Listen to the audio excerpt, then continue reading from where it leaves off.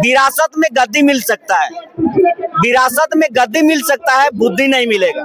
ठीक है, ये पैदा होकर के सोने के चम्मच से ये खाना खाए हैं, खीर खाए, इसलिए इसको झारखंड का दर्द और झारखंड कैसे बना है, झारखंड हमारा कैसे आगे जाएगा, झारखंड के छात्र छात्राओं का भविष्य हमारा कहाँ जा रहा है, इनको लेकर के इनमें कोई बुद्धि ही नहीं है। अगर टेक्निकल इशू होता है तो मैया योजना का बिना रजिस्ट्रेशन का चुनाव के समय में आप उतने महिलाओं के खाते में पैसा कैसे चल जाता है? अगर उस समय टेक्निकल इशू नहीं था। ये इस राज्य का दुर्भाग्य है कि आज हम लोग छात्रों के लिए पद यात्रा कर रहे हैं। जोहार, नमस्कार। तो छात्र पद यात्रा अभी रांची पहुंच चुकी है, 180 किलोमीटर से भी अधिक लंबी दूरी को तय करके। और मेरे साथ मौजूद हैं पांडवदा, जो रामगढ़ जिला प्रवक्ता। तो क्या कहिएगा दा, ये रांची पहुंच चुके हैं छात्र अधिकार पद यात्रा को लेकर के, 180 किलोमीटर से भी अधिक पद यात्रा आप करके यहाँ रांची पहुंचे। देखिए, सबसे पहले मैं अपनी ओर से आपके चैनल के तमाम दर्शकों को झारखंडी जोहार करना चाहूंगा। और देखिए, ये पद यात्रा कहीं न कहीं ये दुर्भाग्य है, ये इस राज्य का दुर्भाग्य है कि आज हम लोग छात्रों के लिए पद यात्रा कर रहे हैं। क्योंकि हम लोग कई बार ऐसा हुआ है कि हम लोग अन्य कोई समस्याओं को लेकर के पद यात्रा करते हैं, या फिर राजभवन घेराव करते हैं, या फिर विधानसभा घेराव करते हैं, या प्रखंड घेराव करते हैं, या जिला मुख्यालय घेराव करते हैं, या थाना का घेराव करते हैं। लेकिन कहीं न कहीं आज दुर्भाग्य के साथ हमको ये कहना पड़ रहा है, हमें काफी पीड़ा के साथ ये कहना पड़ रहा है कि जो झारखंड के जो भविष्य होंगे, जो आने वाले इस झारखंड को संचालित करेंगे, इस राज्य की ओर विकास की ओर लेके जाएंगे, वैसे छात्र छात्राओं के जो पढ़ाई में व्यवधान उत्पन्न किया जा रहा है, ये सरकार कहीं न कहीं ये गूंगी बहरी और निकम्मी सरकार है। और यही गूंगी बहरी निकम्मी सरकार को हम लोग उसके कानों में आवाज देने के लिए आज 180 किलोमीटर का पद यात्रा को हम लोग यहाँ मुकाम तक पहुँचाए, विधानसभा में आए।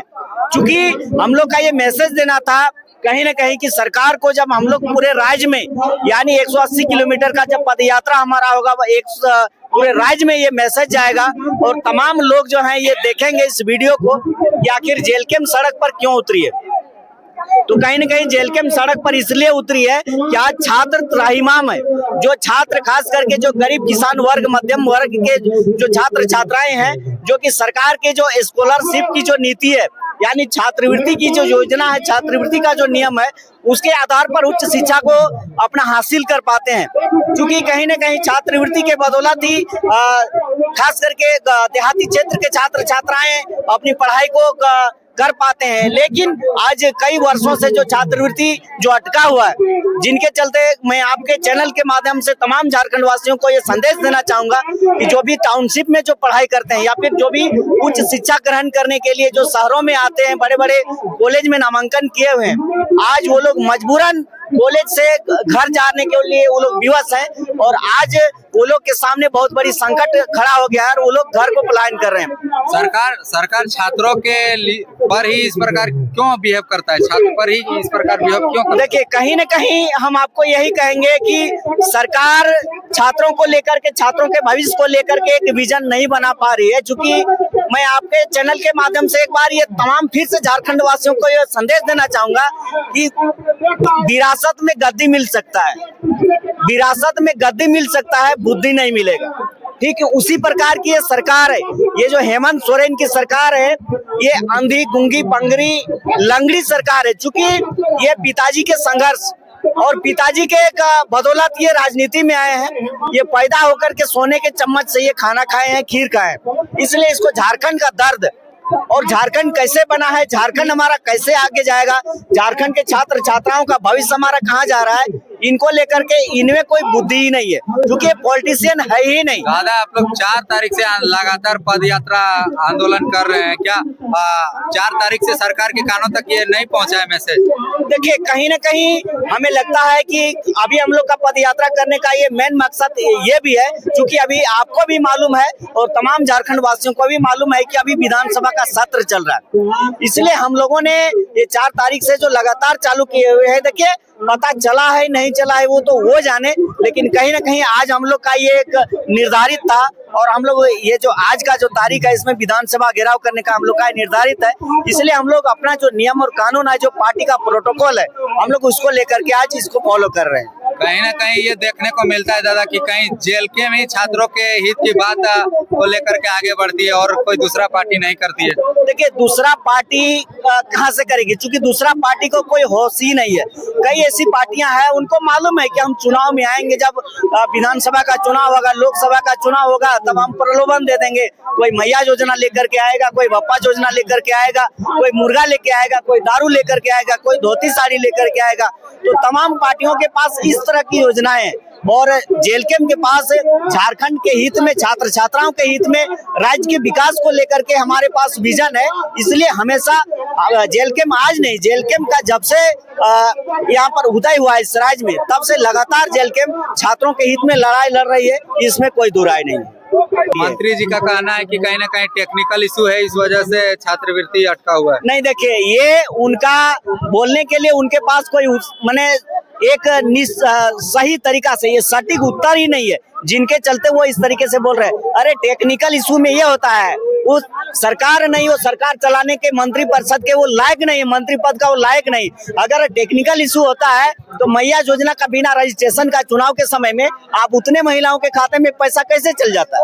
अगर उस समय टेक्निकल इशू नहीं था और अगर अभी मैया योजना में लगभग 8 लाख महिलाओं को छटनी कर दिया गया, आप ही कहिए। और वैसे तथाकथित मंत्री को मैं ये कहना चाहूंगा आपके चैनल के माध्यम से, अगर उनको लगता है कि टेक्निकल प्रॉब्लम के चलते छात्रों का छात्रवृत्ति नहीं आ रहा है, तो मैया योजना में टेक्निकल उनका प्रॉब्लम नहीं होता है। मैया योजना कहीं ना कहीं झारखंड की महिलाओं को एक सशक्तिकरण करने का एक मतलब माध्यम है। देखिए मैं तो मैया योजना को डायरेक्ट, ये जो मैया योजना जो सरकार बोल रही है, मैं इसको मैया अपमान योजना कहता हूँ। भले सरकार इस योजना को ला करके पीठ थपथपा रही है और सरकार सत्ता में काबिज होने के लिए सफल भी हुई है कुछ हद तक, इसको मैं नजरअंदाज नहीं कर सकता हूँ, लेकिन स्पष्ट कहना चाहता हूँ कि मैया योजना ने मैया सम्मान योजना नहीं है, मैया अपमान योजना है।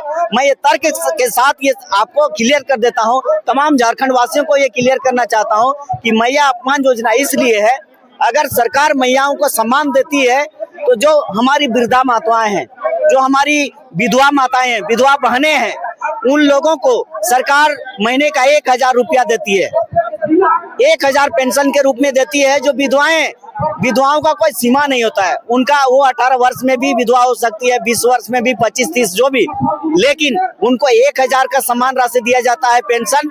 और जो वृद्धा हमारी माताएं हैं, जो बूढ़ी दादी लोग हैं, जो 70-80 वर्ष की है, उन लोगों को 1000 दिया जाता है। और जो नौजवान महिलाएं हैं, जो युवतियां हैं, उन लोगों को 2500 दिया जाता है। तो कहीं न कहीं ये महिला सशक्तिकरण नहीं, मैया सम्मान योजना नहीं, ये मैया अपमान योजना है। मैं ये दावे के साथ कहता हूँ। दादा, जब से मैया सम्मान योजना है तब से इस प्रकार की समस्या देखने को मिल रहा है, जैसे स्कॉलरशिप का ना मिलना, क्या ये मैया सम्मान का एक कारण हो सकता है? कहीं न कहीं मैं ये डायरेक्टली कहना चाहता हूँ, ये 110% है कि मैया योजना के चलते ही आज ये तमाम छात्र छात्राओं का जो भविष्य को अंधकार की ओर जो ले जाया जा रहा है, और ये छात्रवृत्ति जो लंबित पड़ा हुआ है, ये पहला कारण है। जो मैया योजना के चलते ये तमाम छात्र छात्राएं जो है पढ़ाई छोड़ करके घर जाने के लिए विवश हैं।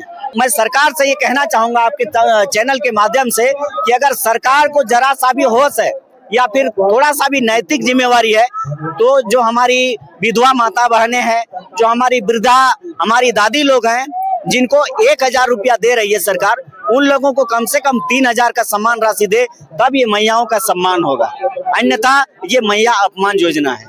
चलिए, धन्यवाद।